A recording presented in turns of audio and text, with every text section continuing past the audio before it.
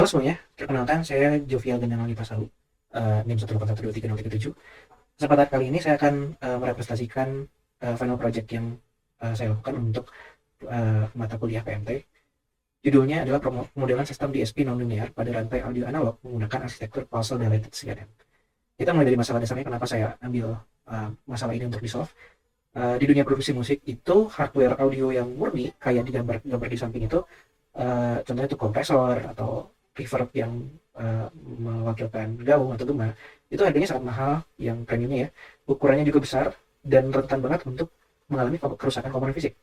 Selama ini industri manufaktur mencoba untuk mendigitalkan hal-hal kayak ini menggunakan metode impulse response atau IR, di mana mereka men-capture respon impuls dari setiap device ini. Tapi sayangnya metode cloning klasik ini nggak begitu berhasil atau bahkan gagal untuk meniru karakter dinamis alat aslinya, karena metode impulse response ini nggak bisa mereplikasi sistem yang bersifat non LTI. Nah, oleh karena itu saya membuat solusi berbasis machine learning. Yang saya tawarkan adalah saya mengcloning seluruh rantai hardware, urutan-urutan hardware utuh sistem ini, di dalam sistem ini, menjadi satu buah file TinyML, nanti produknya dalam bentuk .h5, dan sangat ringan untuk digunakan, sangat mudah untuk dioperasikan juga. Dengan komputasi paralel dari causal dilated CNN dan aktivasi dari fungsi tangan hiperbolik, kita bisa mereplikasi saturasi tabung analog yang kita pengen secara presisi. Jadi produk ini memang secara khusus dirancang untuk audio engineer atau teknisi audio atau produser musik yang butuh kualitas mixing premium langsung di laptopnya, tanpa perlu berinvestasi ratusan juta atau bahkan lebih untuk membeli alat-alat fisik kayak yang tadi. Lanjut, kenapa saya pilih causal dilated CNN?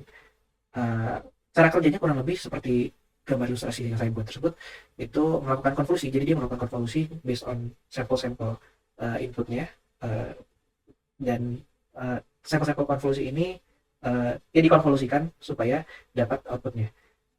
Kenapa harus CNN dan kenapa causal dilated? Yang pertama, format kausalnya ini menjamin kalau machine learning ini nggak bakal mengalami kebocoran masa depan atau feature picking. Jadi secara murni dia memprediksi sinyal berdasarkan sejarah gelombang yang di masa lalu. Ya sebenarnya ini persis juga dengan cara kerja sirkuit elektronik asli, karena mereka juga melakukan konvolusi. Mereka menggunakan sistem yang mengkonvolusikan input dengan cara kerja sistem untuk mendapatkan output. Yang kedua, dengan menggunakan jarak filter atau direction rate, alias panjang filter yang dipakai di Miro ini, yang dilihat gitu ya. Dengan mengotak-atik direction rate, model ini bisa mengingat pantulan ekor, ya misalnya gaung atau gema atau apapun, sampai sekitar 3 detik ke belakang, tanpa membuat jumlah parameter komputasinya meledak karena kebanyakan yang harus dikonvolusikan gitu.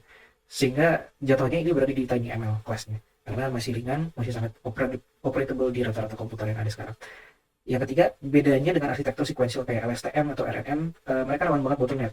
Jadi kalau mereka kan sistemnya sequential, dengan sistem konvolusi kayak gini mereka akan bottleneck. Sedangkan kalau CNN bisa eksekusi 44.100 sampel audio, karena kita pakainya sample rate 44,1 kHz per detik secara paralel dalam GPU. Jadi mereka jauh lebih efisien, mereka jauh lebih hemat VRAM.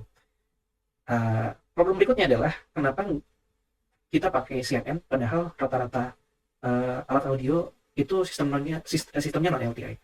Nah ini kita untuk ngejar kompatibilitas dengan banyak komputer, juga untuk mengejar sistem capture yang lebih baik, kita tetap pakai CNN, tapi kita menemukan cara untuk mengcapture sistem non LTI ke dalam CNN. Jadi kita harus solve yang pertama itu sistemnya kan non linear. Jadi kita selesaikan dengan cara pakai fungsi tangan hiperbola. Kalau kita lihat di kurva di slide, dia ini bisa mempelajari kurva kompresi. Jadi dia nggak lagi terbatas pada hal yang impulse response nyangkut gitu. Jadi dia bisa mempelajari delay group yang tidak rata, atau dalam kata lain yang non LTI, untuk mempelajari kurva kompresi tersebut dengan tangan hiperbolik ini. Jadi dia udah nggak lagi terpaku pada sifat linear, udah nggak lagi terpaku pada sifat yang statis. Jadi dia juga menyelamatkan kita dari clipping yang berlebih di dunia digital. Sedangkan kalau untuk time variannya, attack dan release-nya kan berubah terhadap waktu. Dan kita pakai reset to fill 3 detik, jadi dia akan terus mengevaluasi story transient gelombang di masa lalu untuk memutuskan kapan sistemnya harus menekan atau melepas gain pada saat ini. Jadi dia juga bisa untuk sistem non-LTI. Oke, kita masuk ke demonstrasi produk. Saya ganti layout. Nah, saya punya dua program di sini.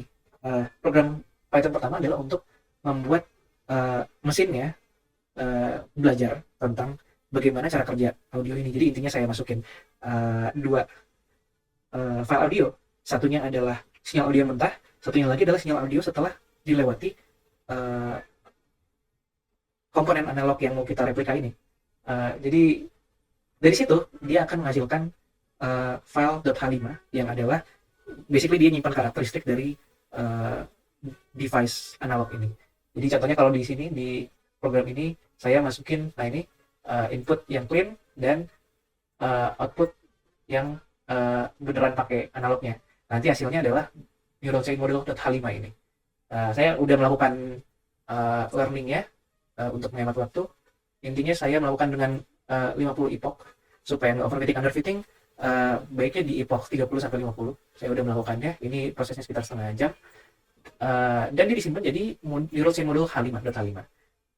Lalu kita pakai program yang nomor 2 yang di sini saya namain proses vokal. Program nomor 2 ini fungsinya adalah memakai file .h5 tadi untuk memodify apapun input yang akan datang supaya persis dengan sistem analog yang tadi kita bilang. Jadi basically dia mereplika sistem analog ini jadi bentuk .h5 sehingga kita bisa pakai apapun diinputin ke .h5 ini dan akan jadi sama seperti atau setidaknya mereplika karakteristik dari audio analog yang kita harapkan itu. Di sini saya pakai contohnya adalah vokal teman saya yang lagi bernyanyi. Ini adalah yang mentahnya. Nah, sorry tadi ada gangguan. Saat pertama kita jumpa. Ini adalah sinyal mentahnya. Sinyal jadinya yang pakai perangkat asli itu adalah saat pertama kita jumpa. Setelah diproses dia hasilnya seperti itu. Nah, dua file tadi kita running dalam machine learning dan Didik mempelajari hasilnya jadi .h5. Ini saya udah proses duluan. Lalu kita buka program nomor 2. Ini proses vokal, fungsinya untuk pakai .h5 tadi sebagai produk.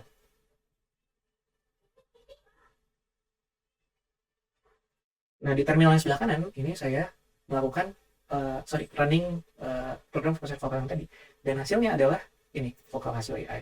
Ini adalah hasil dari program yang kedua. Jika tak bersamaku lagi. Jadi itu adalah hasil dari yang sudah terkena efek digital yang kita replika dari efek audio analog tadi. Ingat warna langit favoritku.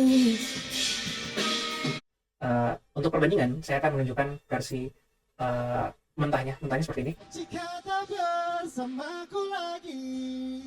Dan versi yang sudah diprosesnya seperti ini. Jika tak bersamaku lagi. Lebih clear, ada depth-nya, dan itu yang ingin dikejar sama orang audio engineer.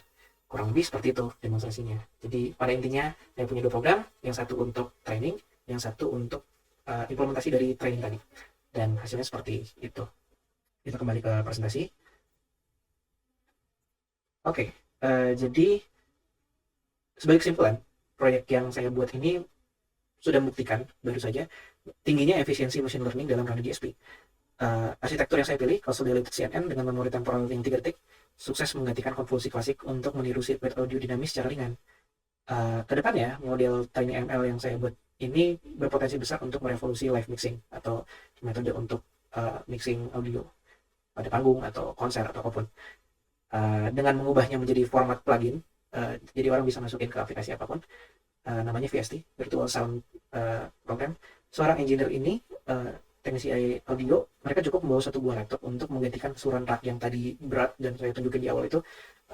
Daripada mereka bawa yang berat-berat seperti itu, mereka tinggal bawa satu buah laptop yang bisa running seperti ini. Dan meskipun contoh tadi kita lewat proses Python, tapi sebenarnya proses yang terjadi bisa dilakukan dalam real time. Jadi mereka bisa tinggal colok dan semuanya jalan, bukan kayak di proses duluan gitu. Begitu. Jadi demikian presentasi dari saya tentang pemodelan sistem DSP non-linear. Terima kasih atas perhatiannya.